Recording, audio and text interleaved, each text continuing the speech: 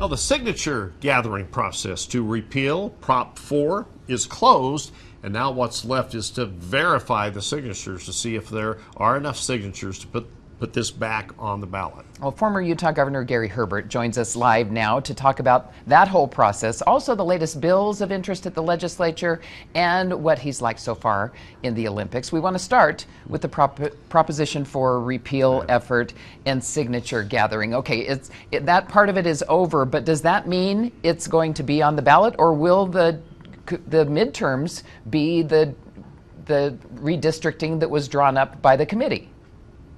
Well, if we could predict that, we could go to Vegas and make a lot of money. I think it appears, based on what the Republican Party and those pushing the initiative repeal are saying, is we've got the signatures, but it has to be verified, make sure that they all are certified and appropriately done. If that's the case, it's going to be on the ballot. Personally, I think that's fine. It's evenly kind of divided in our state. When it passed the first time, it was just a small margin. And so with the controversy that we've seen out there and the difference of opinion on the legal aspects of it, it's probably good for the people of Utah to be able to weigh in on it, have a healthy debate in the campaign, and see what the people want us to do. And people do have 6 weeks to take their name out of the signature pile, right? How does that work? Yeah. Well, our initiative petition is not an easy thing to do. You have to get 26 out of 29 counties that agree with you and get the appropriate number. And it's unfortunate, to me at least, that you can go to a small county and have a number of people take their name off, and that county then doesn't qualify. Some of the small rural counties, it's not a lot of people. You need to have to reject their signature. So we'll have to wait and see what happens. It's like a contest out there to see who can get the number of signatures there or take them off, and whatever happens when we get certified. If we have it certified, then we're going to have another issue on the November election about repeal or keep Prop 414. So how does the Lieutenant Governor's office handle this? I mean, if we're drawing down to the deadline for the midterms, the congressional districts, that map is set for the upcoming election. But could this change that map, or will we go with this map first? Well, that's based on litigation. If the courts say, you know what, they're right in appealing this, and the courts have overstepped their responsibilities, then we're going to have to go back to the court and have them rule on what map can we have, the one we've had in the past, or will we have the legislature come up and draw a new one that meets all the criteria supposedly that's required by the law and by the court as they interpret the law. I think the challenge is going to be the timing of it. It makes it a little confusing, makes it harder to be done, but it's really an important issue, and so we ought to get it figured out. And we can do that with the will of the people. And I think with the courts hearing it, and I expect that will happen relatively soon. The Supreme Court will make a decision, and that will inform us to what the future is going to be. Yeah. Okay, let's talk about some other specific issues in the legislature. Number one, what about handling low snowpack this year? I guess water. We don't have a deal on the Colorado River yet, but what?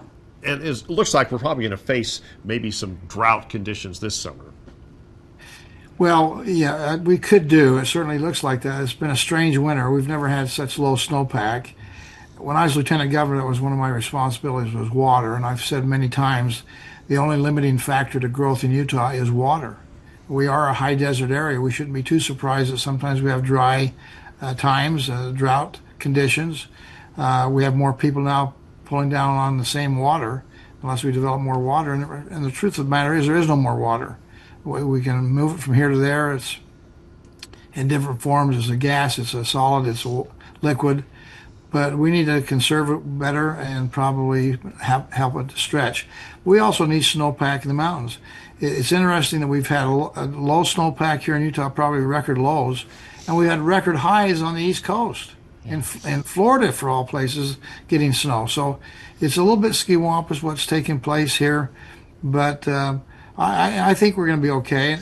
The Colorado Compact of 1922 has been talked about since 1922. And it's probably, if we had to do over again, it was not done very fairly. A certain amount of water was guaranteed out of the Colorado River to California, for example. And yet they always get that amount of water, but the rest of us have to share a percentage of what's left over. That goes up and down. But yeah, I think again, let's hope this snowstorm is going to certainly make a dent in the drought. And if we have 2 or 3 feet in the mountains, that's great news. Okay, let's talk about Senate Bill 180. That's the one that would increase how many families would qualify for school lunch.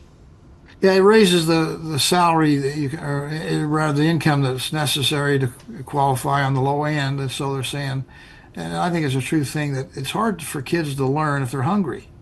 And so let's make sure that we're feeding them at school so they have the best optimal opportunity to learn what they're being taught.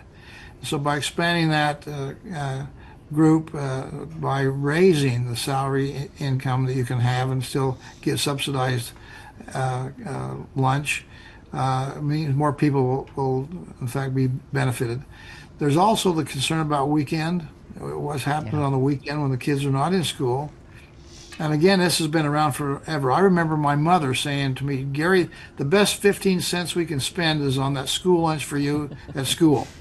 So it's been an ongoing issue for all my life, and I'm 79 this May. 15 cents for lunch. Yeah, That's not bad. Those are the good old days. Does that mean you're old? I think I'm really old. Well, Governor Herbert, thank you very much. We did want to ask you, okay, you got 10 seconds to answer this. Your favorite thing at the Olympics so far? Well, Jordan, what's his name? Jordan Stoltz?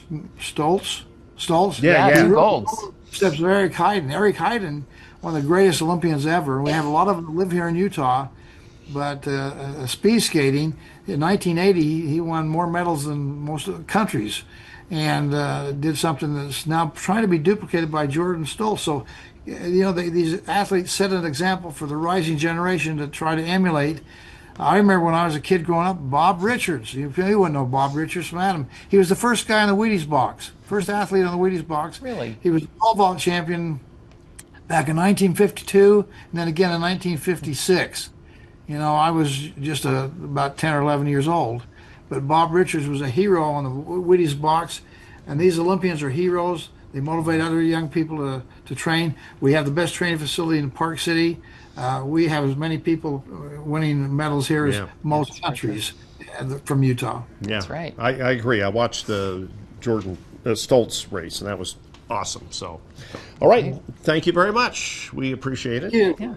Be careful out there. Snow. We got to get our driving habits down to remember what it's like to be on slippery roads. Yep, we need it, but be careful. Yeah, we'll see you. And remember, you can watch ARC Salt Lake anytime on your phone, your tablet, or TV, and you can also check out full interviews and highlights of our newscasts on the ARC Salt Lake YouTube page at the QR code right there on your screen.